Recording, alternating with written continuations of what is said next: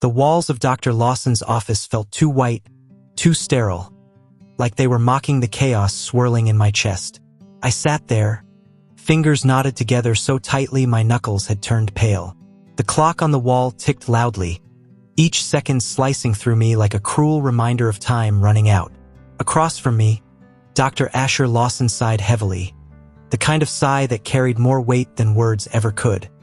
He adjusted his glasses, glanced at the thick file on his desk, and then met my eyes.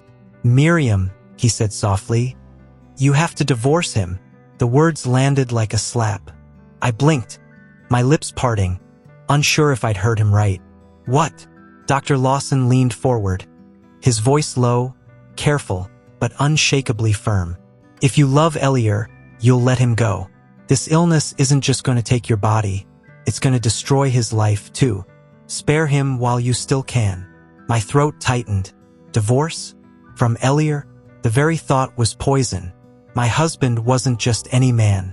He was the man who had turned my life into a fairy tale, who looked at me as though I was the only star in a sky full of diamonds. The man who also happened to be one of the most powerful billionaires in the country. And yet, when he held me, I always felt like his Miriam, not his possession. And now this doctor wanted me to leave him, to walk away, to break his heart before fate did? "I can't," I whispered, shaking my head. "You must." Dr. Lawson's gaze softened, but his firmness remained. "Elier is a good man, but being tied to you through this illness will chain him down, emotionally and financially. He will fight Miriam. He will destroy himself trying to save you, and you and I both know." His words trailed off, heavy with the truth I didn't want to face. There was no cure. My chest heaved, my heart slamming against my ribs as if trying to break free.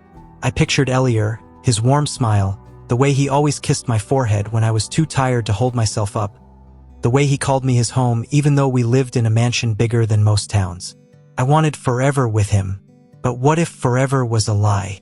My trembling hands reached for the edge of the chair, grounding myself before I crumbled completely. Dr. Lawson's voice was quieter now. "Sometimes, love isn't about holding on. It's about letting go before the storm destroys everything." My eyes burned, but I forced myself not to cry. "Not yet." I nodded faintly, though my heart screamed in protest. I knew the moment I walked out of this office, I'd have to make a choice. Break Elier's heart with my hands, or let fate do it for me. But how do you divorce a man who would rather bleed with you than breathe without you? And if you were me, what would you do? Would you leave the love of your life to save them from pain, or fight to hold on until your last breath? Drop your thoughts in the comments. Don't forget to like this story, share it with someone who loves love, and subscribe for more heart-wrenching tales. Welcome to MG's Love Stories, where passion burns, hearts break, and you can't stop watching. Don't just listen, feel it. Like the story, share, subscribe, and let's dive in. My name is Miriam Adler, and before Elier Cohen, I had never imagined love could arrive in such a quiet disguise. Every morning, before the sun reached the synagogue windows, I walked the 3 blocks from my apartment in Neve Tzedek to the school where I taught literature. The children's chatter filled the hallways, a sound far richer than anything money could buy. Their notebooks always smelled of ink and dust, their questions endless, their laughter uncontained. I had made peace with my life being small and steady. At 28, I wasn't waiting for princes. My colleagues teased me. "Miriam, you'll end up married to your books instead of a man."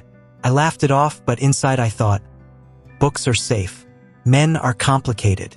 At night, I marked essays in my little kitchen, tea steeping on the counter, the hum of Tel Aviv spilling through the open window. It wasn't glamorous, but it was mine. And then, one evening, Elier walked into my classroom. It wasn't planned. He was there for a charity inspection. Our school had recently received a large anonymous donation, enough to buy computers for every classroom. A miracle for a public school in a city where children often carried more burdens than books. The principal had been buzzing all day. The donor himself is coming. Everyone behave like professionals. When the door opened and he entered, I nearly mistook him for another parent. Tall, dark curls pressed back, a suit that looked simple but tailored so well it seemed to breathe with him. But there was a kind of quiet assurance in the way he carried himself. People whispered around him. He didn't smile much, but when his eyes fell on the children, they softened, as though he remembered something he had lost long ago. He introduced himself simply, Elier Cohen. That name echoed. Everyone knew it: real estate, tech investments, philanthropy, billionaire. But I only knew him as the man whose presence made my classroom suddenly smaller. He listened while the children showed him their projects. He asked thoughtful questions, not just polite ones. When little Yael nervously recited a poem, he crouched to her height and told her she had a voice that carried more than words. My heart tripped at that. Most wealthy men I had read about lived in another world entirely, one of champagne and gates and planes. But this man looked at a child's nervous hands and saw value. When he finally spoke to me, his words were practical. Your class is remarkable. What do they need most? I should have answered with something rehearsed, something professional. But all that came out was, they need time. More time to read.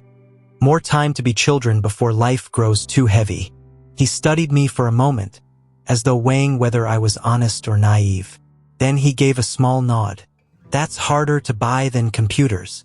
And then he was gone. Just like that. The following week, the principal called me in. I braced myself for a reprimand. Had I spoken too casually to the donor? Instead, she handed me an envelope.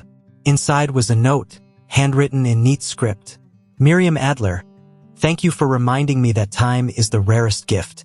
I've arranged for your class to have a weekly hour set aside, free from curriculum demands, just books and stories. Consider it a donation of time. EC.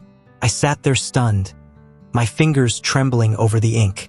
Who writes letters anymore, much less men who live in skyscrapers? That was the first thread between us. A thread that should have ended there, thin and harmless. But threads have a way of weaving themselves into fabric when you least expect it. Weeks later, I ran into him again, not at a charity gala or a marble office, but at a small cafe near Rothschild Boulevard. I had been grading papers that smelled faintly of chalk and effort, when his shadow crossed my table. Do you mind if I sit? He asked. His voice was quiet, but it carried the kind of weight that never asked twice. I wanted to say no.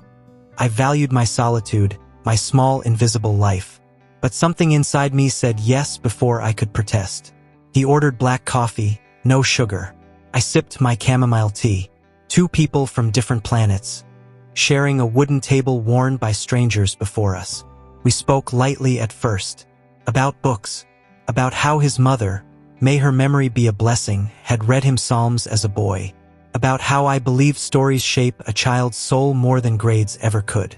Then, almost hesitantly, he asked, do you ever feel unseen in your own life? I blinked. It wasn't the kind of question billionaires were supposed to ask. But it was the kind of question I had asked myself many nights. Yes, I admitted. But I think being unseen can be a kind of freedom too. He leaned back, as though that answer startled and amused him at once. Most people I meet would give anything to be seen, to be recognized. Maybe they're afraid of being ordinary, I replied. But I think ordinary is underrated. He studied me for a long time. You make ordinary sound like a luxury. It was only later that I realized he was listening to me the way a man listens when he hasn't been surprised in years. From then on, he began to appear in small ways. A book for my class with a note tucked inside. A visit to the school's library renovation, though he could have easily sent an assistant.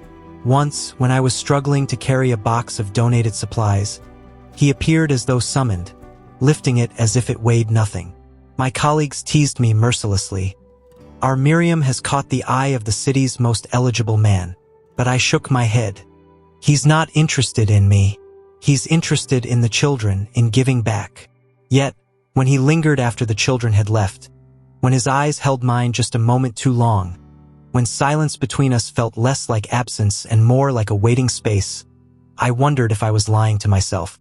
One evening, as we left the school grounds together, he admitted something that pressed against the edges of my heart. I have everything people think they want, he said. Homes, cars, endless invitations. But most nights I eat dinner alone. Money builds walls around you, Miriam. Sometimes I don't know how to climb them down. I wanted to reach out to tell him he didn't need to be larger than life for me. But I only said softly, maybe walls are meant to be taken down one brick at a time, with the right person. The look he gave me in that moment was not the look of a billionaire. It was the look of a man who had just been handed a lifeline. Our relationship unfolded not in grand gestures but in quiet consistencies. He walked me home after late evenings at school. He asked about my students by name, remembering their stories as if they were his own nieces and nephews. I baked challah once, shyly offering him a loaf, and he told me it was the first homemade bread he had eaten in years. We were not rushing. We were orbiting each other slowly, like planets cautious of collision. The city buzzed around us, full of noise and spectacle. But between us was a quiet rhythm I had never known before. Still, I resisted. I knew how people looked at women who married rich men. Gold digger, opportunist. I didn't want to lose myself, my small, honest life, to anyone's shadow. But Elier didn't ask me to give up my life. Instead, he stepped into it, unassuming, as though the walls I had built around myself were worth respecting. It happened on a winter night, when rain lashed the streets and the power went out at school. We stayed behind to help children find their way home. When the last had left, we stood in the doorway, the world outside gray and wet. I shivered without meaning to, and before I could protest, he placed his coat around my shoulders. His hand brushed mine, warm and steady, and for the first time I felt the jolt of what had been growing quietly between us. I looked up at him, and for a moment the air thickened with all the words we hadn't spoken. "Miriam," he whispered, as though my name itself was fragile. But instead of kissing me, he stepped back, his eyes lowered. "You deserve to choose this slowly." And that was when I realized he wasn't trying to conquer me. He was trying to love me in the only way I could believe in, patiently. By the end of that year, the city was already whispering about us. The billionaire and the teacher. They spoke as if it were a headline, a novelty. But for me, it wasn't a headline. It was the story of a man who saw me when I wasn't trying to be seen, and of a woman who discovered that love doesn't always arrive with fireworks. It sometimes arrives in a quiet classroom, carrying boxes of books. And though I didn't know it then, our slow-burning love would be tested by storms neither of us could have predicted. But for now, in that small pocket of time, I allowed myself to believe in the impossible. That a billionaire could fight for the love of a schoolteacher, and that the ordinary could become extraordinary when seen through the right pair of eyes. The first thing Miriam noticed about Eli since her diagnosis was that he never looked away anymore. Before, his eyes had always been full of purpose. On his phone, his laptop, his meetings, his empire. But now, whenever she walked into a room, she could feel the weight of his gaze resting on her. Steady, patient. It wasn't a gaze of pity, nor of guilt. It was something harder to describe, like he was memorizing her, as though if he blinked too long, she might vanish. But love wasn't supposed to bloom in sickness. At least that's what her doctor had said. "It isn't fair to tether a man to your suffering," Dr. Abraham had murmured kindly. "Divorce him. Give him freedom. You need peace, not pity." Those words still echoed in her mind, even as Eli sat across from her at the long oak dining table, stubbornly refusing to move out, stubbornly refusing to let her retreat into loneliness. "Eat something," he said softly, sliding a plate toward her. Her favorite challah bread, warm, braided, golden. Miriam smiled faintly, tearing off a piece. "You don't even like baking," she teased. "I don't," he admitted, leaning back in his chair. "But Rachel said it would make you smile." Rachel, their housekeeper, was a sweet woman who often hovered like a mother hen. Miriam bit into the bread and let the warmth settle on her tongue. "So now you're taking orders from the staff? Only when it comes to you." His tone was quiet, but it disarmed her. She looked at him fully then, and there it was again, that steady gaze. Not pity, not guilt, something else, something dangerous. Miriam was a teacher before her illness. A literature teacher, her days filled with voices of students reciting Hebrew poetry, her hands stained with chalk. Now, the classroom was replaced by the sterile white of hospital visits and the quiet emptiness of their mansion. But Eli had begun asking her questions in the evenings, almost like a student again. "What did you love about teaching?" he asked one night as they sat by the fireplace, her wrapped in a blanket, him nursing a glass of wine. "I loved watching light switch on in their eyes," she whispered, half smiling. The moment they understood something deeper than words, when they saw themselves in a story. Eli was quiet for a long time, watching the flames flicker. Then he said, "That's how I feel, looking at you." Her breath caught. It was too much, too soon. She turned away, staring at the shadows instead. Opposites, that's what they were. He thrived in boardrooms. She thrived in classrooms. He was steel and business. She was soft and words. He sought numbers. She sought meaning. They should never have worked. And yet, the silence between them tonight didn't feel empty. It felt alive. The days grew into weeks, and Miriam began to notice Eli's little changes. He left his phone behind more often. He sat with her through long, wordless hours, content just to exist beside her. He listened when she spoke of books, of childhood memories, of prayers she still whispered in the dark. And she, against all reason, began to laugh again. One evening, she caught him standing awkwardly in the kitchen, sleeves rolled up, staring at a recipe book like it was a business contract. She laughed so hard she had to hold her side. "What are you doing?" she asked, walking in. "I'm trying to cook," he muttered. "You keep saying hospital food is terrible." "I thought." "You? Cooking?" She leaned against the counter, her laughter spilling into the room. "Yes, me. Stop laughing. It's distracting." Her laughter softened into a smile, and for a moment, the air between them thickened with something unsaid. She realized her heart was beating faster, but for every moment of light, darkness lingered. Some nights, when she thought he was asleep, Miriam would cry quietly, muffling the sounds in her pillow. The fear of dying too soon, of leaving him alone, of being nothing but a burden. These thoughts haunted her.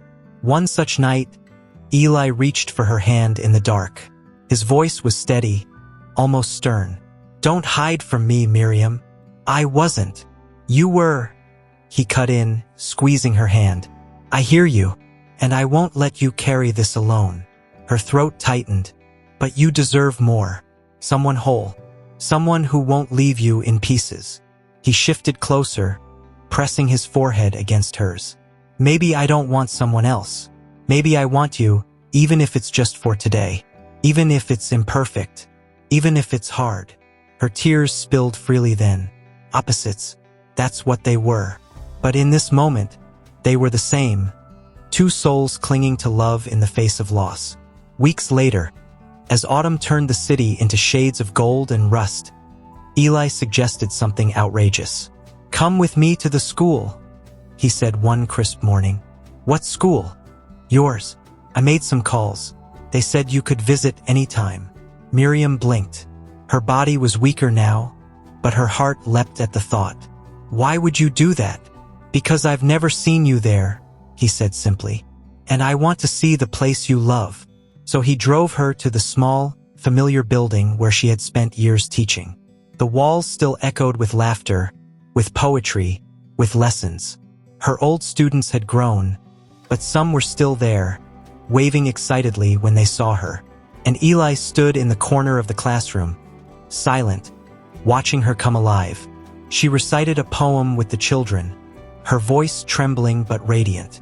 And when she turned to him afterward, breathless, she found him smiling, truly smiling, not his practiced, billionaire smirk, but a raw, unguarded smile. "You belong here," he whispered later, as they walked back to the car. "No," she corrected softly. "I belong with you." The truth of her words startled even her. That night, lying in bed, Miriam thought of how impossible this love was. And yet, it was happening anyway. Opposites attract, people said. Maybe that's why, when he kissed her hand gently before sleep, she didn't pull away this time. For the first time since her illness, She let herself dream, not of endings, but of love that burned quietly, stubbornly, beautifully, in the dark. Miriam woke earlier than usual that morning, long before her alarm, though the sky outside her window was still painted in bruised shades of violet and gray. Sleep had been elusive, restless thoughts turning over and over like clothes in a dryer. She sat up, legs drawn to her chest, the ache in her lungs reminding her, again, that time wasn't on her side. Some mornings she hated the mirror, hated how illness had hollowed her face, carved her into something fragile. Yet, that morning, she forced herself to brush her hair, to look alive. The children didn't deserve to see their teacher shrinking into a shadow. By the time she arrived at school, the sun had fully risen. The hallways were noisy, full of chatter and squeals. Children tugged at her sleeve, thrusting papers into her hands, voices tumbling over each other. "Mora Miriam, look what I drew. Mora, I spelled my name." Their bright-eyed eagerness was an anchor, something steady. She smiled, her voice gentle, hiding the heaviness that pressed on her chest. She was halfway through helping Yael tie her shoelaces when the classroom door opened, and in walked Elier. He wasn't dressed like the other parents who came in hurriedly with wrinkled shirts and distracted eyes. No, Elier's presence was deliberate. His suit was perfectly tailored, his hair combed neatly, though he looked faintly out of place in the cluttered classroom full of crayons and finger paints. He carried a small box in his hand. Miriam straightened slowly, dusting chalk from her skirt. "Mr. Cohen," she said, steadying her tone. "You didn't mention you'd be visiting today." Elier gave a small smile, almost apologetic. "I thought it would be nice, for Yael." His voice softened when he glanced at his daughter, who was already clinging to his arm, beaming. "I also brought these." He opened the box and revealed a set of watercolor paints, the kind far nicer than anything the school could afford. The children gasped, crowding around. Miriam blinked, unsure. It was a small gesture, really, but thoughtful in a way that unsettled her. Billionaires didn't usually think about watercolors, yet Elier did. "That's very kind," she murmured, trying to keep her voice neutral. She didn't want to owe him anything. Not gratitude, not warmth, not even a smile. Still, when Yael tugged her sleeve and asked if she could try them after class, Miriam nodded, and a spark of joy lit the little girl's face. For the rest of the morning, Elier stayed in the back, quietly observing. He didn't interrupt or overstep, just watched, his gaze moving between Miriam and his daughter. Once, when she caught his eyes on her, she looked away quickly, pretending to adjust a stack of books. Her heart felt unsteady, as though acknowledging him for too long might undo her.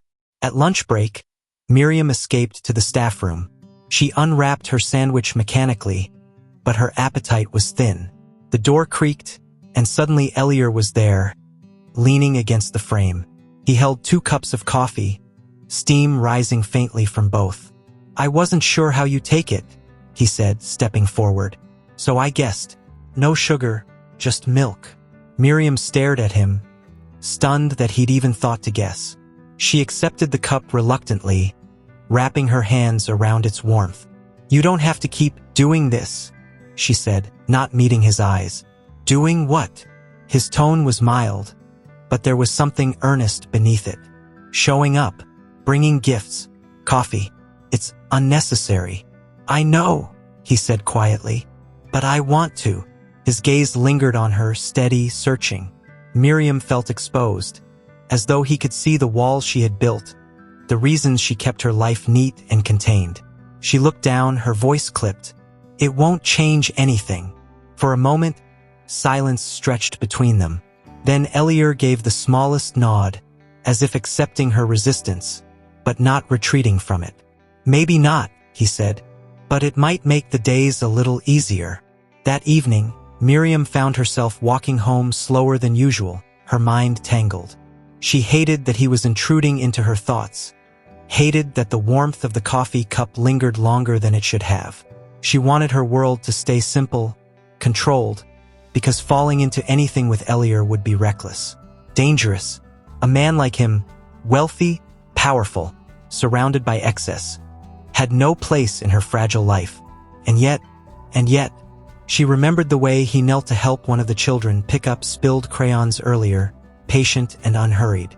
She remembered the way Yael's laughter filled the room when her father praised her drawing. She remembered, against her will, how gentle his eyes were when they met hers. That night, Miriam couldn't bring herself to pray. She lay awake, staring at the ceiling, her heart a storm she couldn't calm. Days blurred into weeks. Elier began appearing more often. Not every day, not enough to be overbearing, but just enough that his presence became familiar. Sometimes he dropped Yael off and lingered, asking Miriam how she was managing. Sometimes he brought a book he thought she might like, leaving it quietly on her desk with no explanation. Once, when she had a coughing fit in the hallway, he appeared almost instantly, offering her water without a word. Each gesture chipped at her walls. She told herself it was nothing. She told herself she could ignore the way her heart shifted when she saw him smile at his daughter. But slowly, reluctantly, she began to soften. She found herself laughing at one of his dry jokes, surprised at the sound of her own voice. She found herself looking forward, just a little, to the mornings when he appeared. It was dangerous. She knew it was dangerous, but she couldn't deny it anymore. One afternoon, after dismissal, Miriam lingered in the classroom, cleaning stray markers off desks. The winter sun spilled pale light through the windows. Elier appeared in the doorway, holding his coat over his arm. Miriam looked up, startled. "I didn't expect you today," she said. "I finished early," he replied simply. "Thought I'd pick up Yael." He paused, then added, "Do you need help?" She almost said no, but something in his tone, gentle, unassuming, made her hesitate. Finally, she sighed. "Fine. Hand me those books." He stepped in, his movements surprisingly careful, stacking the books neatly. For a while, they worked in silence, the air between them charged but unspoken. When they finished, Miriam leaned against the desk, breathless. Not from exertion, but from the closeness. "Why are you doing this?" she asked suddenly, her voice sharper than intended. "Why do you keep showing up?" Elier looked at her, his expression unreadable. "Because I see you," he said simply, "and I don't want you to feel alone." The words landed heavier than she expected, heavier than she was ready for. She swallowed hard, fighting the tremor in her chest. "You shouldn't say things like that." "Why not?" His gaze was steady, unwavering. "Because you'll believe me?" Her lips parted, but no words came. Her heart thudded painfully. She wanted to run, to push him away, but something inside her refused. Instead, she whispered, "Because it's not safe." Elier stepped closer, just slightly, close enough that she could feel the heat of him, but not close enough to touch. "Maybe," he said softly, "but sometimes the unsafe things are the ones worth living for." Miriam's breath caught. For a heartbeat, the room seemed suspended, the distance between them a fragile thread. Then she turned sharply, gathering her bag, her voice tight. "I have to go." She walked out quickly, leaving him standing in the quiet classroom, his eyes following her. She told herself it was the right thing to do, that she had to keep the walls intact. But as she stepped into the cold evening air, her chest ached with something she couldn't name. Fear, longing, maybe both.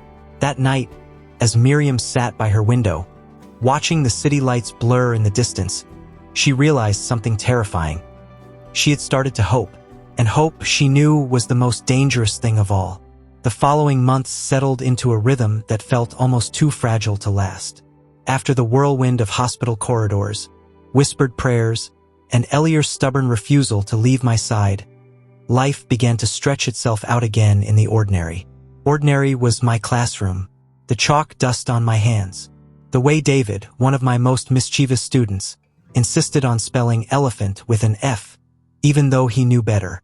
Ordinary was waiting in line at the small grocery shop, humming to myself as the old cashier packed my vegetables in crinkling bags. Ordinary was hearing the wind scrape against the window at night and falling asleep without the sense that I might not wake up. But underneath the ordinary, there was a hum of fear, a hum of change. Biilionaire was in that hum. I still wasn't used to how our lives fit together, though fit was the wrong word. Sometimes it felt like we didn't fit at all. Like we were two puzzle pieces from entirely different boxes, pressed together stubbornly. And yet, when I saw him watching me across the dinner table, or when he adjusted his steps to match my slower pace as we walked down the street, I felt that perhaps puzzle pieces didn't need to fit perfectly to make sense. One Friday evening, we lit the Shabbat candles together. My hands trembled slightly as I covered my eyes, whispering the blessings. When I opened them, Biilionaire was watching me with that same mixture of reverence and curiosity that he always did, as if he couldn't believe someone so ordinary could hold so much of his heart. "You make it look effortless," he said softly. "What?" I laughed a little, tucking a strand of hair behind my ear. "This, faith, tradition, light." He leaned closer.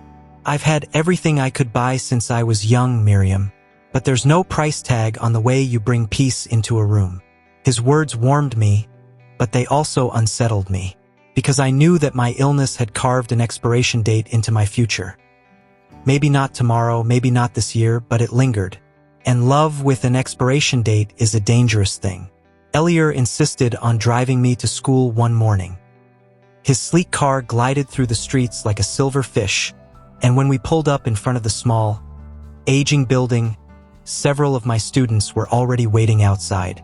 Their jaws practically dropped at the sight. "Mrs. Cohen, is that your car?" One of them whispered. "It's just a ride," I muttered, quickly gathering my books and stepping out. My cheeks burned. Inside the classroom, the whispers continued. Later, at lunch, one of my fellow teachers leaned across the table. "Quite the upgrade, Miriam. A billionaire husband, I hear."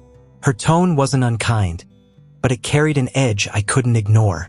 I wanted to tell her that I was still me, still the woman who spent evenings grading papers by lamplight, still the one who laughed at her students' silly drawings. But in that moment, all I felt was the heavy weight of their perception. When Biilionaire picked me up again that afternoon, I couldn't hide my frustration. "Please don't do that again," I said, harsher than I meant. "Do what?" He looked genuinely confused.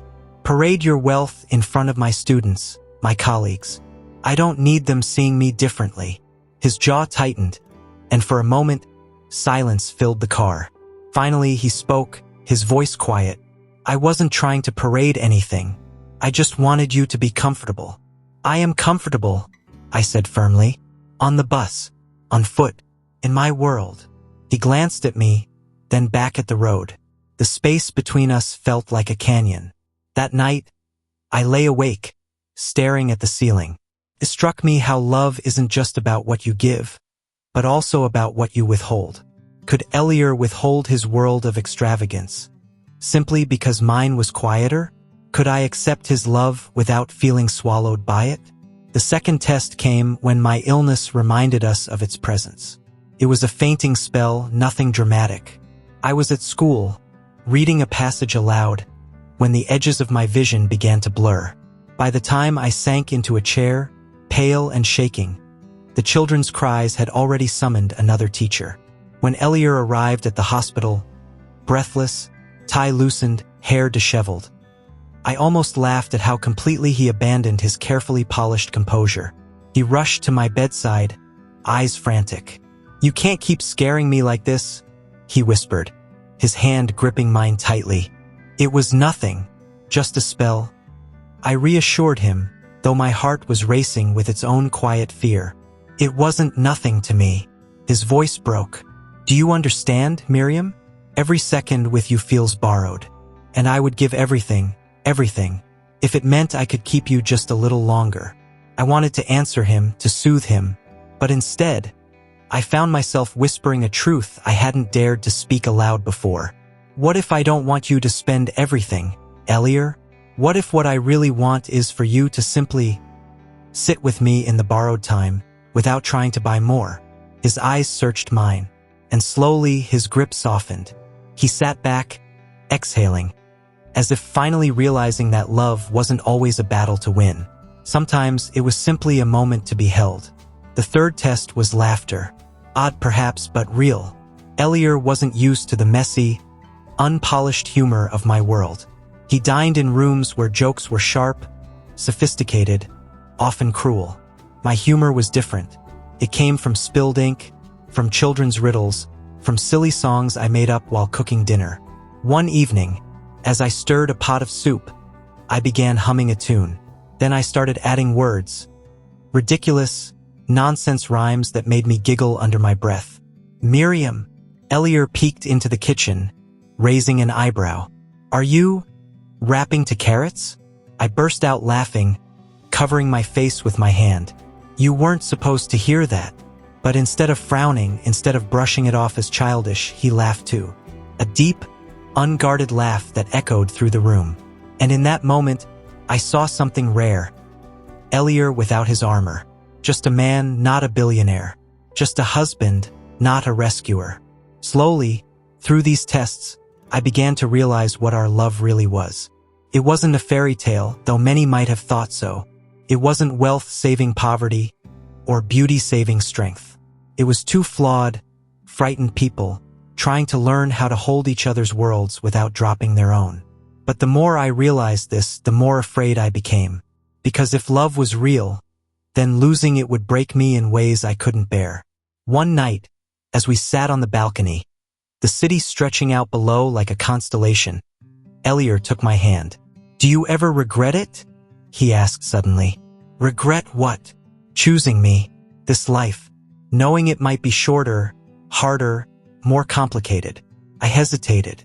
The truth was complicated. But in the end, I said softly, "I don't regret love, even if it hurts, even if it doesn't last as long as we wish it would." He squeezed my hand, eyes glistening in the starlight. And for the first time, I realized he was as afraid of losing me as I was of leaving him. I always believed love, once chosen, was unshakable.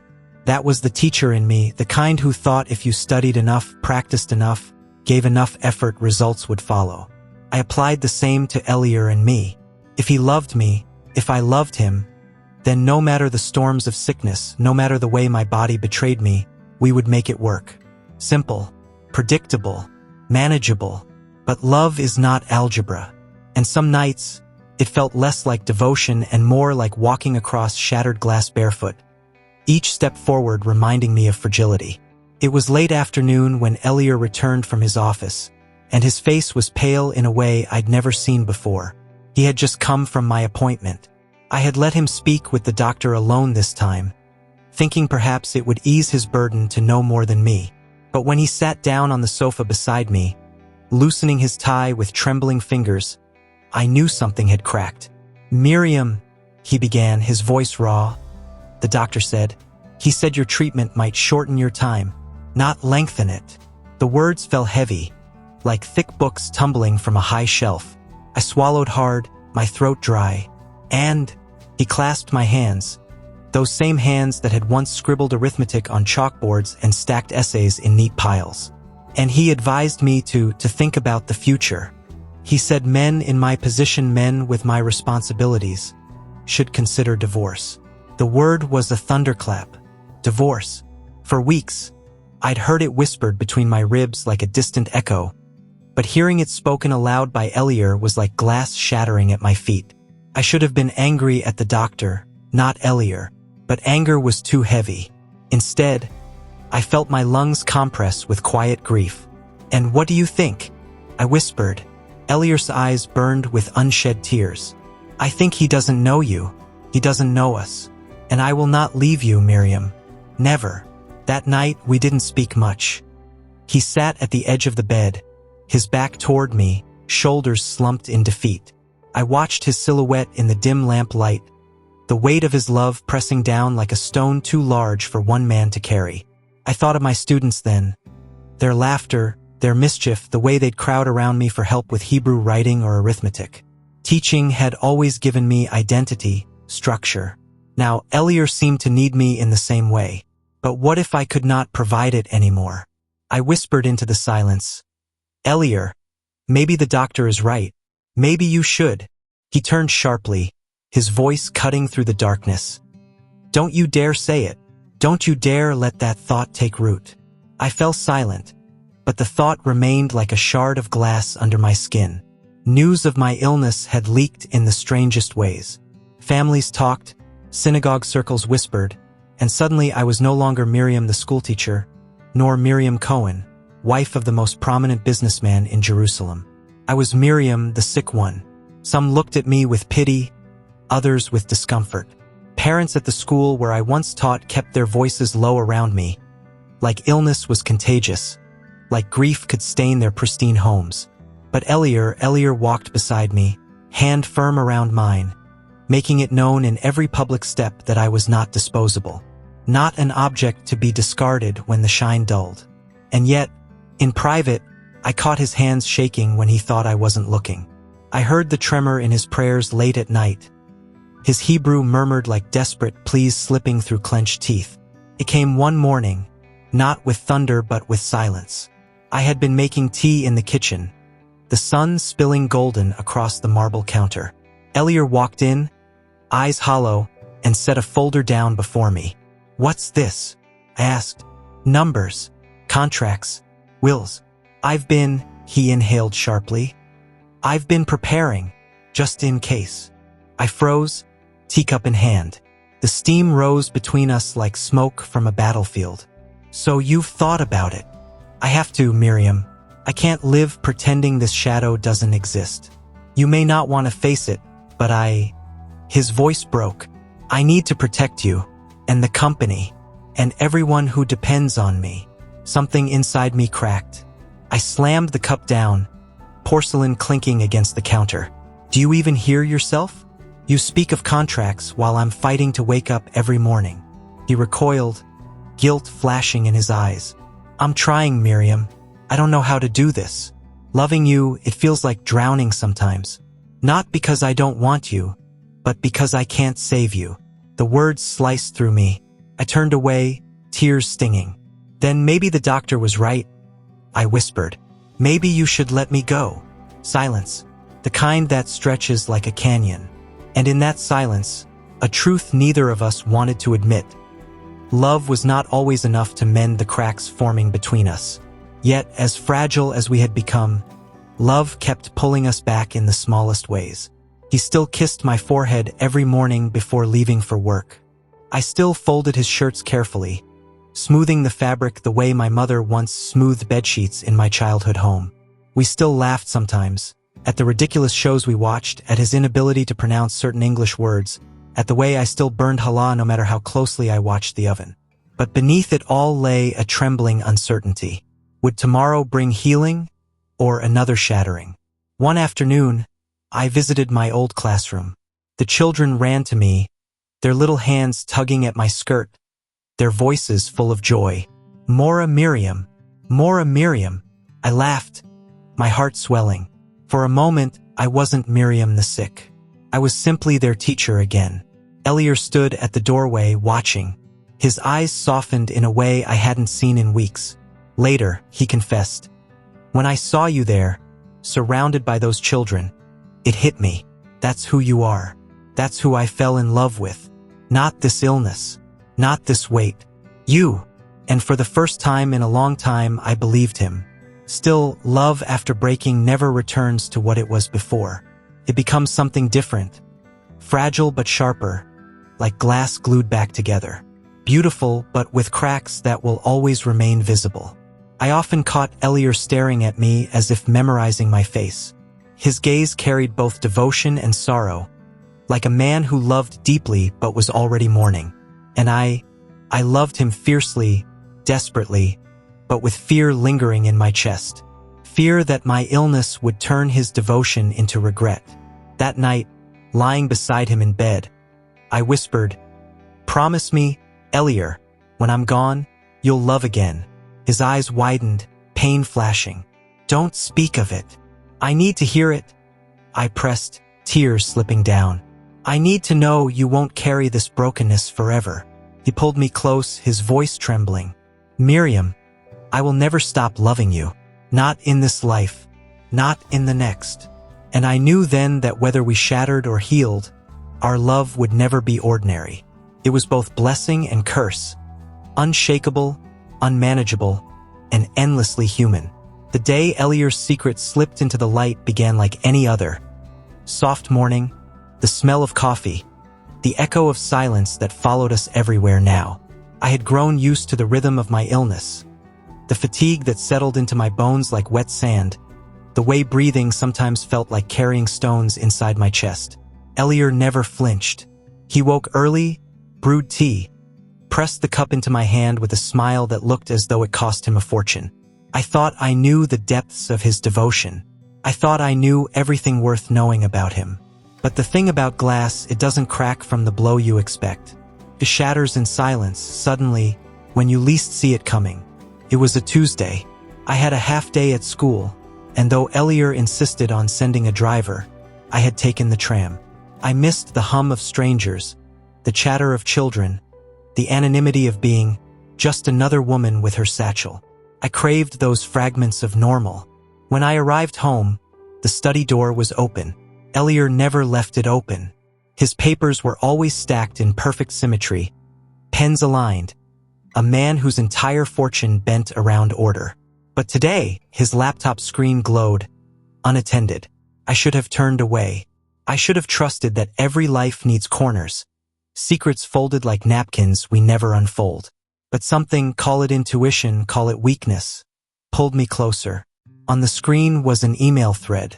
My eyes skimmed. My heart thudded. Words leapt out at me like claws. Experimental treatment. Zurich. Secrecy essential. Cannot let her know. 6 figures, upfront deposit already made. Me. The glass cracked. That night, I confronted him. I stood in the kitchen, clutching the counter because my body was trembling in ways I couldn't control. "You've been hiding things from me," I said. My voice sounded smaller than I wanted, almost childlike. Elliore froze. His hand paused mid-motion as he set down a glass of water. Slowly, he turned, his dark eyes meeting mine. "Miriam, don't say my name like that," I snapped. "Like I'm fragile. Like I'll break if you tell me the truth." He exhaled, rubbed his temple, then leaned against the counter. "I was going to tell you. Just not yet." "What treatment? Zurich? What have you done, Elliore?" His jaw tightened. He looked at me the way he did when he stared at boardroom enemies. Calm on the surface, storms beneath. "There's a trial. Not approved yet, not public. A stem cell procedure. Risky, yes, but it could give you years, decades, even."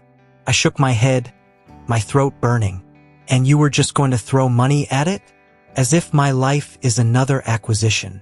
"It's not money to me." His voice cracked, raw. "It's you. Do you understand? I can lose every company, every building, every cent, but I cannot." He broke off, pressing his hand to his mouth. When he spoke again, it was a whisper. "I cannot lose you." For a long moment, we just breathed. My chest rose shallowly, his hand still trembling against the counter. "You should have told me," I finally said.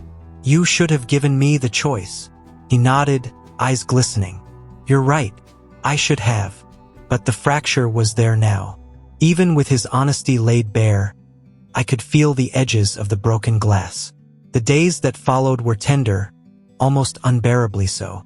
Elliore hovered more than ever, brushing my hair back when I coughed, kneeling to tie my shoelaces when my fingers ached. But I could sense the unspoken distance. He had crossed a line, deciding for me, shaping my life like clay in his palms. And I, too, carried a secret now, the knowledge that part of me wanted him to. Because when you're staring into the abyss of illness, sometimes it feels like love to let someone else carry the burden of deciding. But the other part of me, the part that had once stood proudly before a classroom of children, teaching them to think for themselves, screamed at the injustice of it. We were both right. We were both wrong. It happened 3 weeks later. A gala, another of Elliore's endless obligations. I hadn't wanted to go, but he'd begged. "For one night, Miriam, just to remind the world that you are more than your diagnosis, that we are more than this disease." So I put on the blue dress he loved, the one with sleeves that hid the thinness of my arms. I smiled for photographs, let strangers kiss my cheek, endured the taste of champagne on my lips, even though it made my stomach roil. But as the night wore on, the walls closed in. The music swelled. The laughter of women draped in diamonds rang hollow. And in the midst of it, I overheard two men near the bar whispering, "Cohen's pouring millions into that clinic. All for the wife. Poor thing won't last the year," they say. Their words sliced sharper than any knife. I excused myself, fled to the ladies' room, locked myself in a stall, and pressed my hands to my face. My reflection in the mirror looked like a stranger, pale, trembling, drowning in silk. When Elier found me, his face was etched with panic. "Miriam, what happened?" I couldn't speak. I just looked at him, tears streaming. And in that silence, he seemed to understand everything. His hand reached for mine, but I pulled back. "I can't be your project, Elier. I can't be your crusade." "You're not," he whispered. "You're my life." The words should have healed me. Instead, they shattered me further. We drove home in silence. In the car's dark interior, I could see his reflection in the window glass. Proud shoulders slumped, jaw clenched, eyes haunted. When we arrived, I went straight to the bedroom and shut the door. For hours, I lay awake, staring at the ceiling, listening to the distant sound of his pacing. And I thought about love, what it really means. Is it sacrifice? Is it control dressed as devotion? Is it letting someone fight for you when you no longer have the strength? Or is it insisting on the dignity of fighting or not fighting for yourself? I didn't have the answers. All I knew was that something between us had changed, and no amount of whispered apologies or extravagant gestures could glue the glass back together. At dawn, Elier came into the room. His face looked older, as though the night had carved lines into his skin. He didn't try to lie beside me. He just sat on the edge of the bed and said quietly, "If you tell me to stop, I will. No more doctors. No Zurich. No money. Just us here until the end. But if there is even a part of you, Miriam, that wants to live longer, give me the chance to fight for it. Please." I looked at him then, really looked, at the man who had walked away from boardrooms, who had traded power suits for late-night bowls of soup at my bedside, at the man who could command empires but trembled at the thought of losing me. And my heart ached with love and fury, gratitude and grief, all tangled in one unbearable knot. "I don't know," I whispered. "I don't know what I want." He nodded, tears slipping down his face. "Then until you do, I'll just love you. That's all." And in that fragile morning light, with the glass still shattered around us, that was both too much and not enough. The first hints of autumn came softly that year, whispering themselves into the air of Jerusalem like a secret prayer. The mornings were cooler, the evenings longer, the city's golden stone taking on a different hue, deeper, quieter, as if even the walls themselves were preparing for something. I remember thinking how much I loved September, not only because it marked the start of a new school year, but because it always felt like a time of beginnings, of stories yet unwritten. For years, that rhythm of classrooms and chalkboards had been my life's anchor. But now everything was shifting. Elier was a part of my days in a way that still startled me. We had passed through storms. His fight against the suggestion of divorce, my illness hanging between us like a shadow, our differences in background and rhythm. And yet, instead of driving us apart, it had deepened something tender and unspoken. But I knew storms rarely stayed gone forever. We had built, almost unconsciously, a kind of shared life. Not dramatic, not a fairy tale, but something real. I would leave for the school early, dressed in my modest skirts, hair neatly pinned back, books clutched against my chest. Elier, when not away on business, often insisted on driving me. At first, it felt absurd. My billionaire husband behind the wheel of a modest car, escorting me to a small public school in a neighborhood he would never otherwise set foot in. But he claimed he loved it. "Do you realize," he told me one morning, hands loose on the steering wheel, "that every CEO I've met spends fortunes trying to figure out how to keep their lives simple? And here I am, dropping you off by a playground full of second graders, and it feels like I've won something. I laughed, shaking my head. You're romanticizing my work. You'd last maybe 10 minutes in my classroom before begging to escape. Challenge accepted, he grinned. And true to his word, he came once, sitting quietly in the corner of my classroom while 20 restless children recited Hebrew poems and stumbled over arithmetic. He was patient, silent, watching with an intensity that unsettled even me. Later, as we walked out, he whispered, "You're the wealthiest person I know, and you don't even realize it." I carried that sentence in my heart like a jewel. But even in those warm, almost ordinary days, my illness was a thread woven into every moment. There were days I felt stronger, laughing easily, moving through lessons and evenings with energy. And then there were days when fatigue pressed down on me like a weight, when I could hardly lift the chalk to the board. Elier noticed everything. He never smothered me. He knew I hated pity, but he adapted silently. A hand at my elbow when stairs seemed steep. Longer drives home so I could rest against the seat. Quiet evenings, when he canceled meetings without telling me why, choosing instead to sit with me on the balcony, 2 mugs of tea cooling between us. One evening, I caught him watching me with a gaze so steady it frightened me. "What?" I asked, self-conscious. "Nothing," he said softly. "Just memorizing." And I understood. He was storing pieces of me, fearing perhaps that one day he would need them to fill my absence. It was during this fragile peace that the storm began to brew again.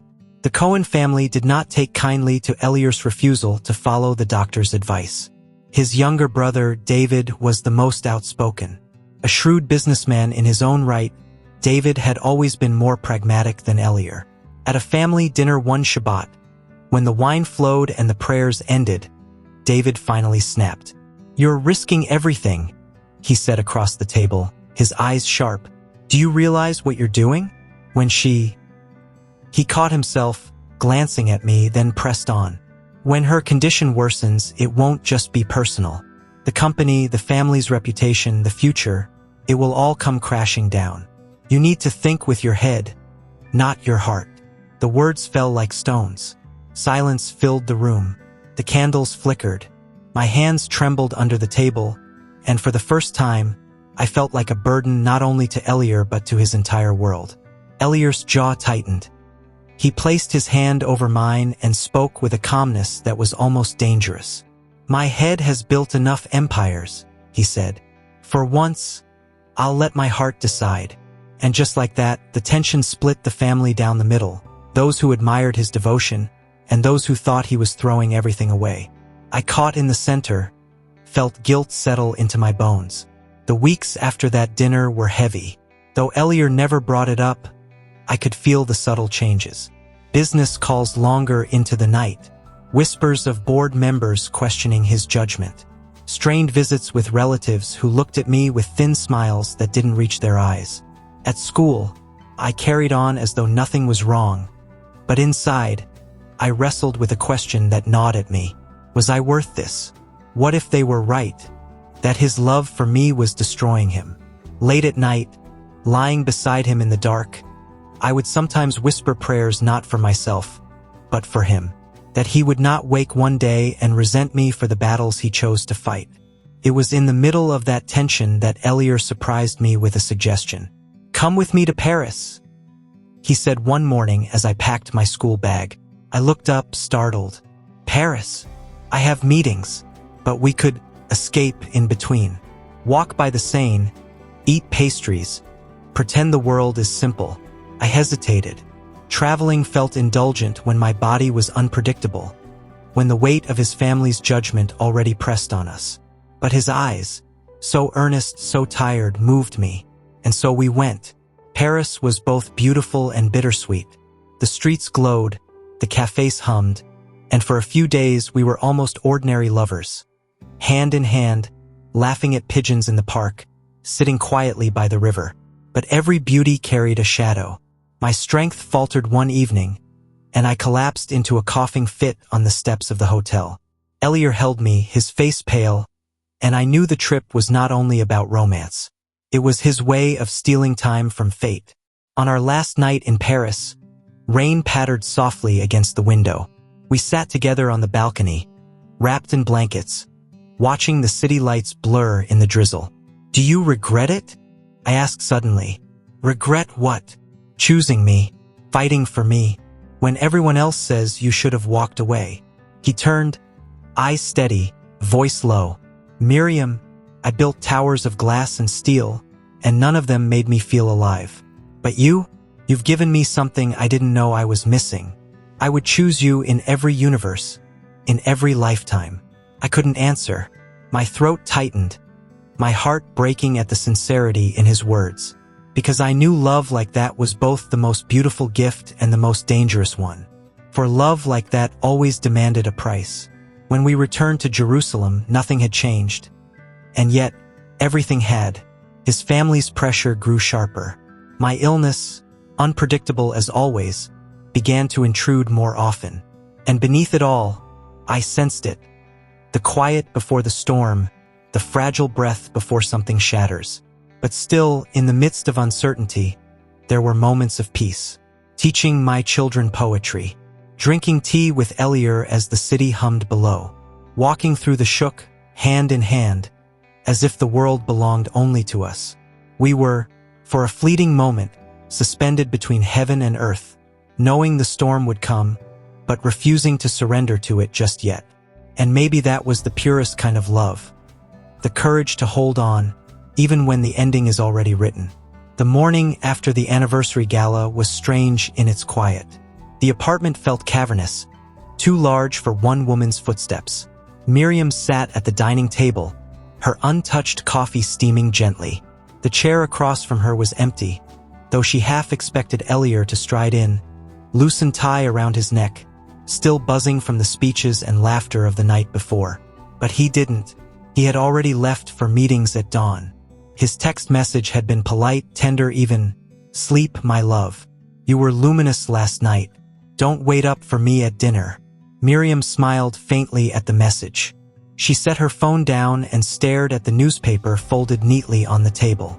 The silence around her seemed to grow louder, almost unbearable. Something inside her had shifted at the gala. The way Elier held her on stage, how his eyes searched for her even while surrounded by dozens of admirers. It was all so genuine.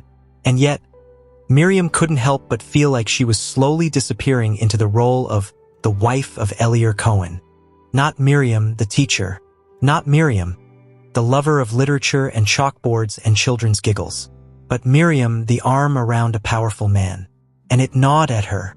That week at school, the world felt different. Her students crowded around her after class, giggling as they always did, but Miriam felt more fragile than usual. During literature hour, she had them read Yehuda Amikai's poem, A Man in His Life. The words hung in the air. A man doesn't have time in his life to have time for everything. She stopped mid-sentence. Her voice trembled. One of her students, Leah, raised a hand. "Are you okay, Mora Miriam?" Miriam blinked back tears quickly. "Yes, darling. Just thinking." But the truth was louder inside her chest. She was running out of time. That Friday, she returned home earlier than usual. She wanted to prepare Shabbat dinner herself, something she hadn't done in weeks because the household staff always insisted on helping. She kneaded the challah dough with weak arms, her breath shallow but determined. The smell of yeast and flour filled the kitchen, reminding her of her mother's tiny Jerusalem apartment when she was a child. She hummed softly as she worked. Elier returned just as the challah was rising, his suit jacket draped over his arm, looking tired but pleased. "You cooked?" he asked, astonished, his eyes softening. Miriam smiled. "I wanted to, for us." He kissed her forehead. "You spoil me." They lit the Shabbat candles together. The glow of the flames danced across Elier's face, softening the lines of exhaustion. Miriam studied him as though she could memorize every detail. The way his lips moved during the blessing, the way his hand lingered on hers afterward. The dinner was filled with laughter and warmth. Yet beneath it all, Miriam felt the weight of words unspoken. Later that night, after Elier fell asleep, Miriam sat at her desk with a blank notebook. She began to write letters to him, to her students, to her sister, even to herself. Letters she might never send. To Biilionaire, she wrote, "If love is measured by what we sacrifice, then you have given me more than I ever deserved. But I am afraid I am stealing time from you. Time you could spend building, creating, living freely. I do not want to be the reason you forget to live after I am gone." Her tears stained the page, but she kept writing until the dawn. Weeks passed, and Miriam's health wavered like a candle in the wind. One morning, she collapsed in class. The chalk fell from her fingers, scattering white dust across the wooden floor. Her students screamed, and within hours Biilionaire was at the hospital, his face pale, his grip unyielding around her hand. The doctor spoke quietly, gravely. "Her heart is weakening faster than we expected. She needs complete rest. Teaching will only hasten the decline." Miriam closed her eyes. Teaching was her last tether to herself. Without it, who would she be? Biilionaire's voice was fierce. "She won't go back to school. She'll stay home. We'll take care of her." Miriam tried to protest, but her words caught in her throat. The truth was undeniable. Her body was betraying her. Home became both a sanctuary and a prison. Biilionaire rearranged his schedule so he could be there for her more often. He read to her, brought her flowers, played old jazz records late at night. He fought for their love every single day, refusing to let her slip into despair. And yet, Miriam couldn't silence the thought that she was holding him hostage in her slow decline. One rainy evening, as they sat together by the window, Biilionaire tracing circles on her hand, she finally whispered, "You should let me go." His brow furrowed. "Never. I mean it," she said softly. "You deserve a full life, not this waiting." Biilionaire turned her face toward him, his eyes fierce with love and anger all at once. "Miriam, you are my full life. Don't you dare take that from me." Tears streamed down her cheeks. She wanted to believe him. She wanted to live forever in that cocoon of devotion. But somewhere deep down, she knew that love could not stop time. As the weeks stretched on, Miriam grew weaker. Her letters multiplied in secret. She tucked them away in a wooden box beneath her bed, each envelope labeled carefully. "For Biilionaire, for my students, for the woman I used to be." At night, she sometimes dreamt of the classroom, the chalkboard, the smell of books. She dreamt of running, laughing, breathing without pain. She dreamt of kissing Biilionaire beneath a canopy of stars, forever untouched by illness. But the morning always came, and the shattering silence returned. By the time autumn arrived, Miriam realized something. Biilionaire's fight to keep her alive was also her fight to give him freedom. And that contradiction, the love that both bound and suffocated them, was what broke her heart the most. She held onto him fiercely, even as she began planning how to let go. Because the greatest act of love, she thought, might not be clinging to someone forever, but preparing them to survive after you are gone. And that knowledge sat in her chest like a quiet storm, waiting for the day it would finally break. I never thought the sound of silence could be louder than words, but it was. In the days that followed, Biilionaire and I lived inside a house that seemed to echo with all the things we weren't saying. Started small, like cracks in glass. I would set 2 cups of tea on the table in the morning, but he would leave his untouched, rushing out for a call or a meeting. At night, he would linger in the study long after I had gone to bed, and when he finally slipped under the covers, the weight of his body beside me was heavy with unspoken distance. I told myself it was temporary, that the strain of doctors' visits, treatments, and whispered worries about my health had worn us down. But deep down, I felt something else shifting. It wasn't just fatigue. It wasn't just the fear of illness. It was hesitation. And hesitation is the sharpest knife in a marriage. The moment it became undeniable was on a Tuesday afternoon. I had left school earlier than usual. The children's laughter still clung to my skirt and my hands smelled faintly of chalk and paper. I decided to surprise Biilionaire at his office, something I rarely did. When I stepped into the glossy marble lobby of Cohen Enterprises, my name was recognized instantly, and they let me through without question. I thought I would catch him in a meeting, glance through the glass, smile like a love-struck fool, and remind him that even billionaires had homes to come back to. Instead, I caught sight of him through the frosted glass of his office. He wasn't alone. A woman stood in front of his desk, tall, impeccably dressed, the kind of woman who looked like she had been carved out of ambition itself. Her hands rested lightly on the desk, and Biilionaire was leaning forward, listening intently. It wasn't that they were too close, or that there was any visible intimacy. No, it was worse than that. It was the look on his face, the kind of concentration he used to give me when I spoke about my dreams, about my classroom, about how a child's eyes light up when they learn to read. He looked at her like she mattered. I froze. I didn't walk in. I didn't make a scene. I just stood there, half hidden by the frosted panel, watching the man who had sworn to fight for my love give his attention to someone else. Something inside me cracked. That night, when he finally came home, I had already prepared dinner: roasted chicken, challah bread, and a simple salad. He complimented the food, but his fork barely scraped the plate. Finally, I asked, "How was work?" He didn't look at me. "Busy. Meetings. Negotiations." "You know, who was she?" I asked, keeping my voice steady, though my hands trembled against my lap. He paused mid-bite. The fork clinked against the plate. "What do you mean?" "The woman in your office today." His eyes flicked up, startled, then softened with guilt. "You came by." "Yes," he sighed, pushing the plate away. "Her name is Yael. She's a consultant. We're restructuring one of the divisions. This business, Miriam. Nothing more." But my heart was already unraveling. "Then why didn't you tell me about her?" His jaw tightened. "Because I knew you'd read into it exactly like this." And there it was, the fracture. The days that followed were filled with half-truths and heavy silences. I tried to trust him, to believe that Yael was just another professional in his vast empire. But the image of his attentive gaze haunted me. It wasn't about her, not really. It was about the distance growing between us. A distance illness and fear had widened, and now this woman had slipped into the gap like water seeping into stone. I wanted to fight for him the way he had once fought for me, but my body was tired, my spirit bruised, and my mind clouded with questions I was too afraid to ask. One evening, I sat on the porch wrapped in a shawl, the night air cool against my skin. Biilionaire joined me, a glass of wine in his hand. We sat in silence for a while, the crickets filling in the gaps.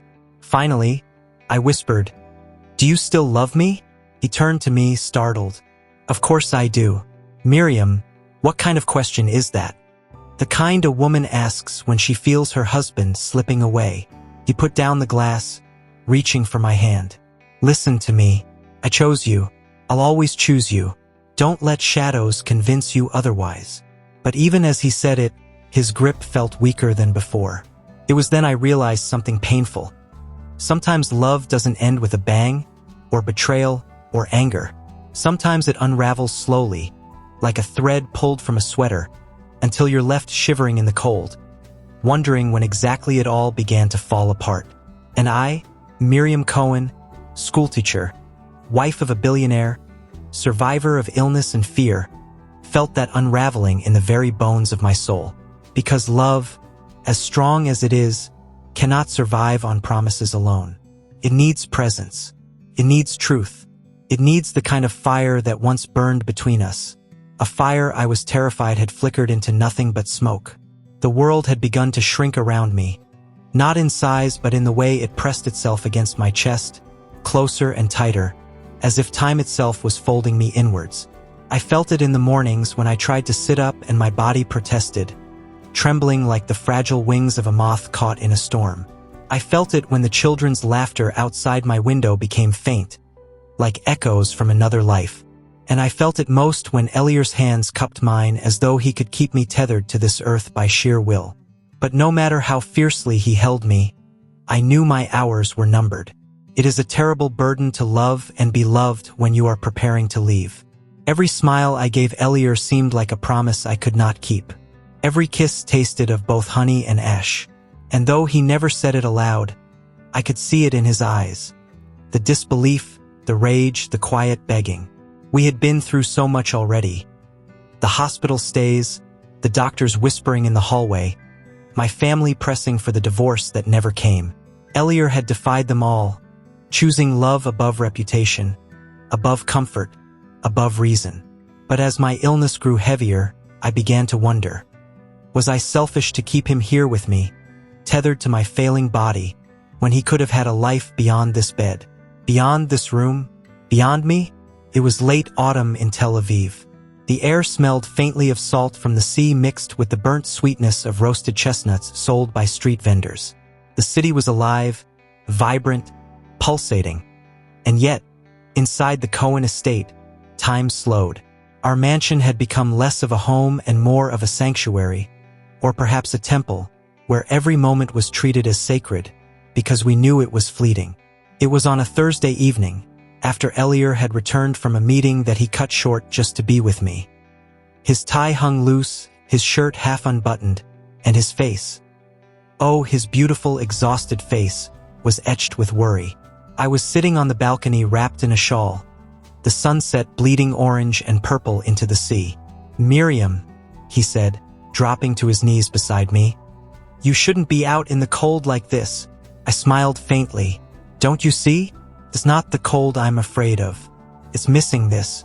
The colors." Biilionaire. "The way the sea swallows the sun." His jaw tightened. He looked away, as if the horizon was something he could bargain with. "You'll see 1,000 more sunsets." "No," I whispered gently. "I won't." He snapped his gaze back to me, fire and fear flashing in his eyes. "Don't talk like that." "Biilionaire," I said, taking his hand. "You know as well as I do what the doctors have said. We can't pretend forever." He gripped my hand harder, his knuckles white. "Doctors are not prophets. They don't know the strength of your heart. Or mine." I touched his face, feeling the roughness of stubble against my trembling fingers. "Loving you has given me more life than I thought I would ever have. But it doesn't change what's coming." For a long time he was silent. The only sound was the ocean crashing below us. When he finally spoke, his voice was raw, torn open. "Do you want me to let you go?" The question hung in the air like smoke. My chest tightened. How could I answer that? How could I ask him to stop fighting for me when all I wanted was to remain in his arms? And yet, how could I not when I knew the battle was already lost? "I want you to live," I whispered, "even if it means without me." His breath hitched, as though the words had struck him like a blade. He pressed his forehead to mine. "I can't imagine a world without you in it, Miriam." "You don't have to imagine it yet," I whispered.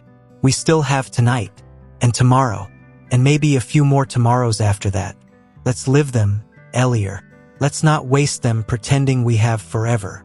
Tears slid down his cheeks, and for the first time since I had known him, Biilionaire Cohen, the man who conquered empires, who never flinched before rivals or boardrooms, broke down and wept in my arms. From that night onward, something shifted between us. We stopped talking about treatments, about possibilities. We stopped reading articles at midnight about miracle cures. We simply lived. Every morning, Biilionaire would sit at my bedside and read aloud to me. Sometimes it was the Torah. Sometimes it was Rilke or Leonard Cohen. Once, he even read my old lesson plans from when I taught literature at the school, laughing at my scribbled notes in the margins. "Ask Rivka to stop staring out the window. Remind Ezra to bring his homework. Your handwriting looks like chicken scratches," he teased. "And yet you still manage to read it," I teased back.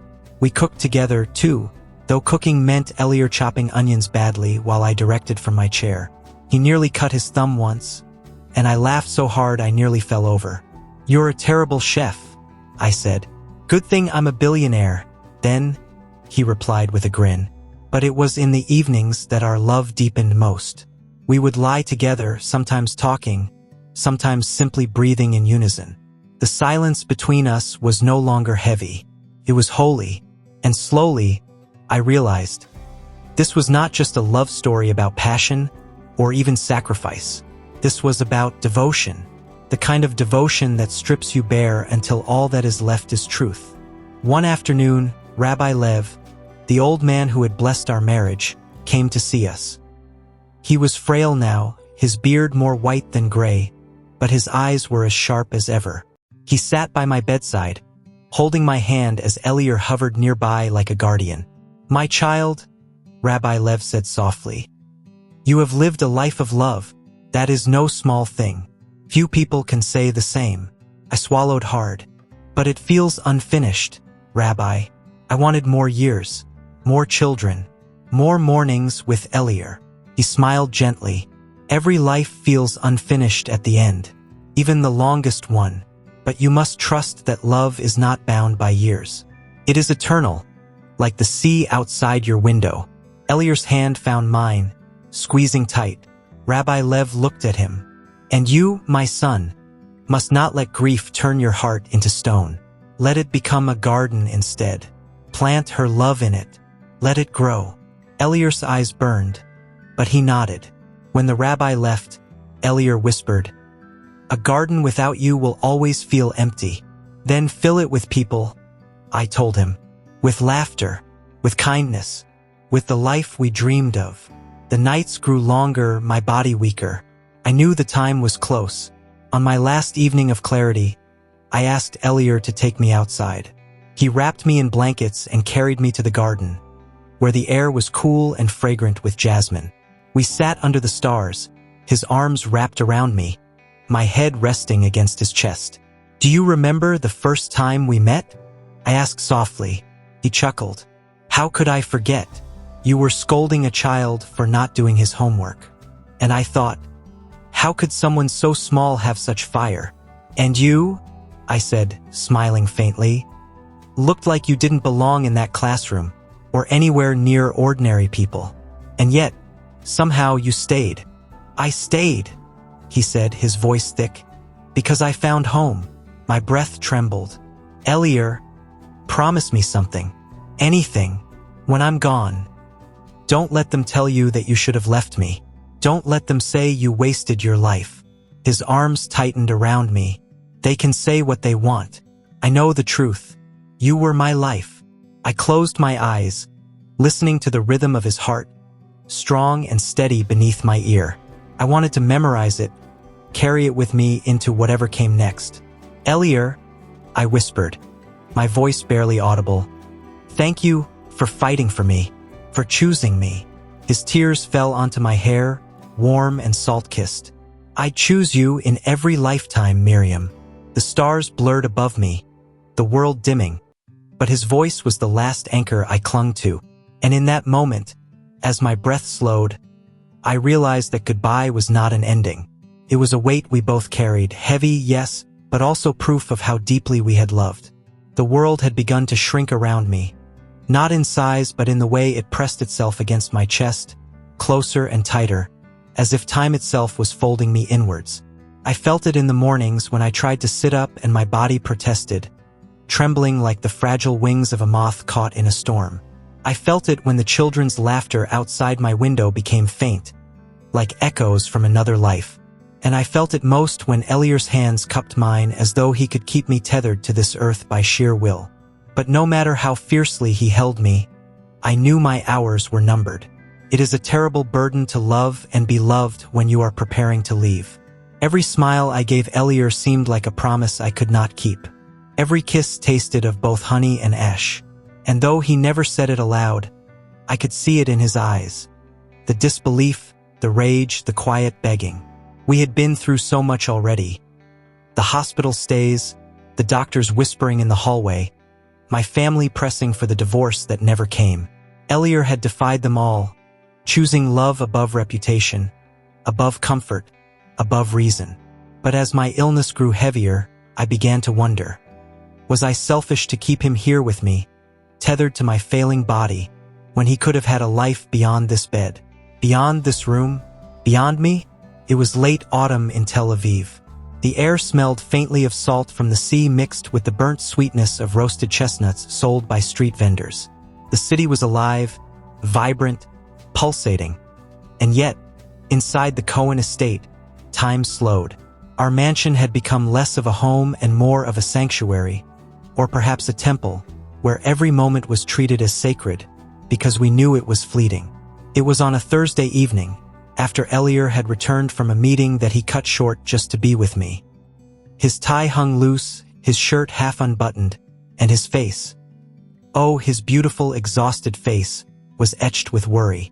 I was sitting on the balcony wrapped in a shawl, the sunset bleeding orange and purple into the sea. "Miriam," he said, dropping to his knees beside me. "You shouldn't be out in the cold like this." I smiled faintly. "Don't you see? It's not the cold I'm afraid of. It's missing this. The colors. Biilionaire. The way the sea swallows the sun." His jaw tightened. He looked away, as if the horizon was something he could bargain with. "You'll see 1,000 more sunsets." "No," I whispered gently. "I won't." He snapped his gaze back to me, fire and fear flashing in his eyes. "Don't talk like that." "Biilionaire," I said, taking his hand. "You know as well as I do what the doctors have said. We can't pretend forever." He gripped my hand harder, his knuckles white. "Doctors are not prophets. They don't know the strength of your heart. Or mine." I touched his face, feeling the roughness of stubble against my trembling fingers. "Loving you has given me more life than I thought I would ever have. But it doesn't change what's coming." For a long time he was silent. The only sound was the ocean crashing below us. When he finally spoke, his voice was raw, torn open. "Do you want me to let you go?" The question hung in the air like smoke. My chest tightened. How could I answer that? How could I ask him to stop fighting for me when all I wanted was to remain in his arms? And yet, how could I not when I knew the battle was already lost? "I want you to live," I whispered, "even if it means without me." His breath hitched, as though the words had struck him like a blade. He pressed his forehead to mine. "I can't imagine a world without you in it, Miriam." "You don't have to imagine it yet," I whispered. "We still have tonight, and tomorrow, and maybe a few more tomorrows after that. Let's live them, Biilionaire. Let's not waste them pretending we have forever." Tears slid down his cheeks, and for the first time since I had known him, Biilionaire Cohen, the man who conquered empires, who never flinched before rivals or boardrooms, broke down and wept in my arms. From that night onward, something shifted between us. We stopped talking about treatments, about possibilities. We stopped reading articles at midnight about miracle cures. We simply lived.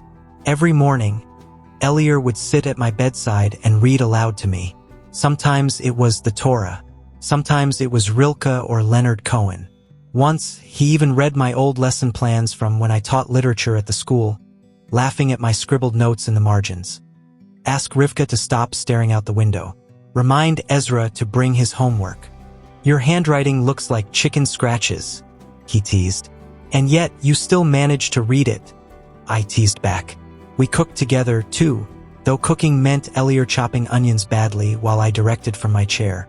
He nearly cut his thumb once, and I laughed so hard I nearly fell over. "You're a terrible chef," I said. "Good thing I'm a billionaire, then," he replied with a grin. But it was in the evenings that our love deepened most. We would lie together, sometimes talking, sometimes simply breathing in unison. The silence between us was no longer heavy. It was holy, and slowly, I realized, this was not just a love story about passion or even sacrifice. This was about devotion, the kind of devotion that strips you bare until all that is left is truth. One afternoon, Rabbi Lev, the old man who had blessed our marriage, came to see us. He was frail now, his beard more white than gray, but his eyes were as sharp as ever. He sat by my bedside, holding my hand as Biilionaire hovered nearby like a guardian. "My child," Rabbi Lev said softly, "you have lived a life of love. That is no small thing. Few people can say the same." I swallowed hard. "But it feels unfinished, Rabbi. I wanted more years, more children, more mornings with Biilionaire." He smiled gently. "Every life feels unfinished at the end, even the longest one. But you must trust that love is not bound by years.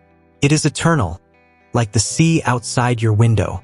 Biilionaire's hand found mine, squeezing tight. Rabbi Lev looked at him. "And you, my son, must not let grief turn your heart into stone. Let it become a garden instead.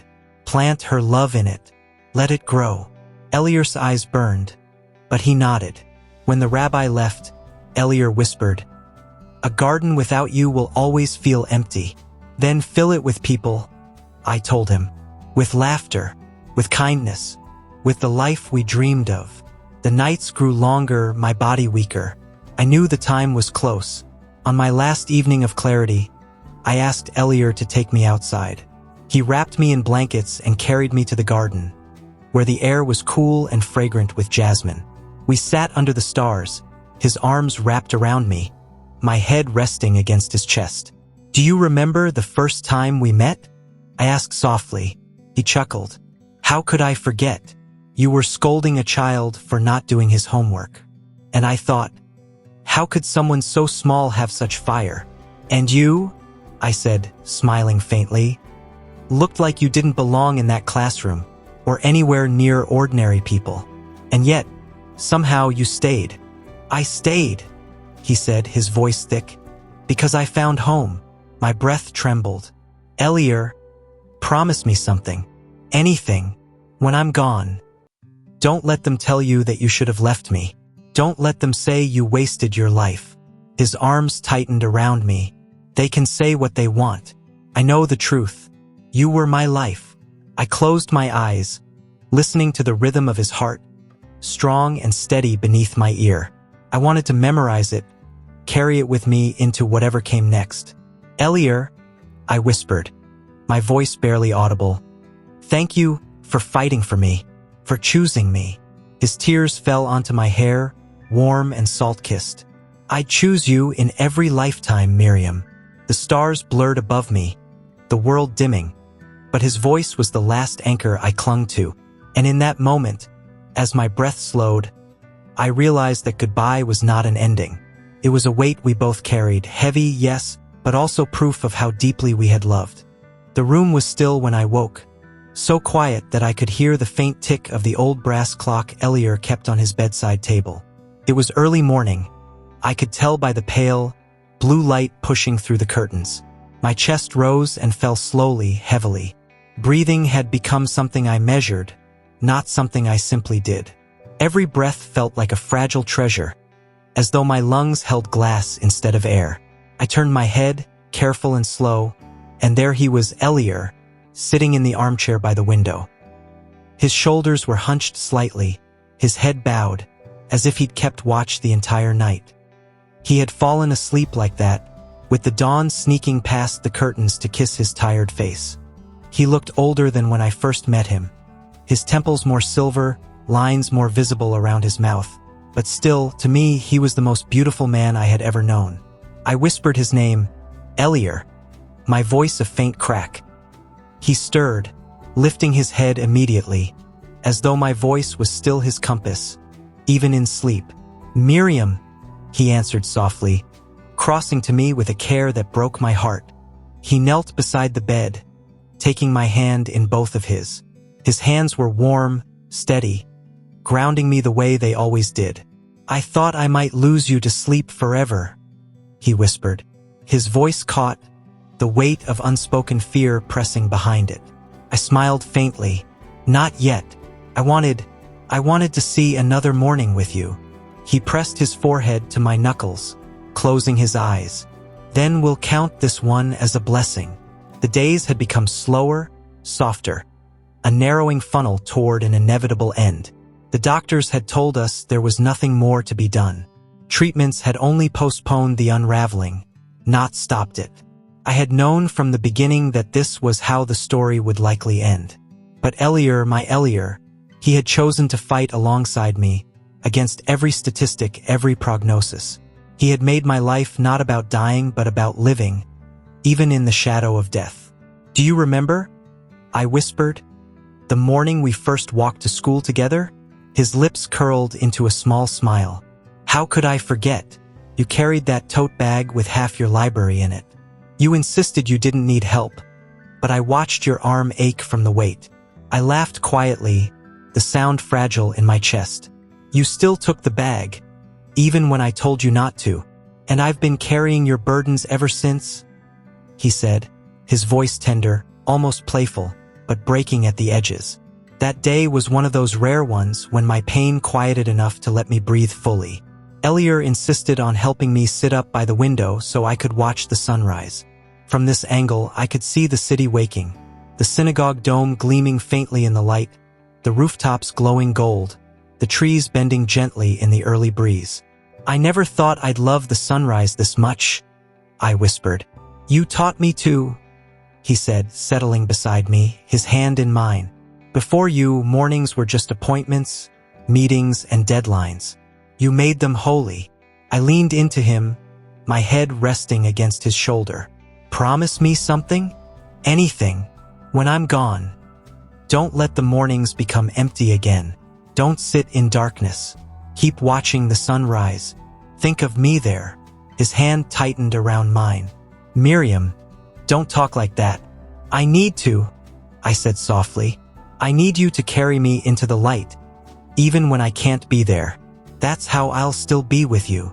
He closed his eyes, swallowing hard. After a long silence, he whispered, "I promise." The last weeks blurred. Visits from my students, bringing drawings and small notes, laughter echoing faintly in the halls of our home. Ruth lighting candles for Shabbat and holding my hand during prayers. Ezra dropping by with soup, even when I couldn't eat it. Life had narrowed, but it had also deepened, each small moment heavy with meaning. One night, Biilionaire climbed into bed beside me, pulling me gently against his chest. I could feel his heart, strong and steady, against my cheek. "Do you ever regret it?" I asked him suddenly. "Regret what?" "Choosing me. When the doctor told you to divorce me, you could have walked away. You could have found someone healthy, someone who could have given you children, long years, an easier life." His hand stilled on my back. "Miriam, don't you know? You were the only choice. Loving you was never a sacrifice. It was my life's greatest honor." Tears welled in my eyes. I pressed closer to him, breathing him in, the faint scent of cedar, ink, and something I could only call home. "I love you," I whispered. "And I you," he replied. "Always." The night came quietly, like a gentle tide receding. I woke in the early hours, weaker than I had ever felt before. My breath rattled faintly, shallow and labored. Biilionaire woke instantly at the sound, his hand reaching for mine.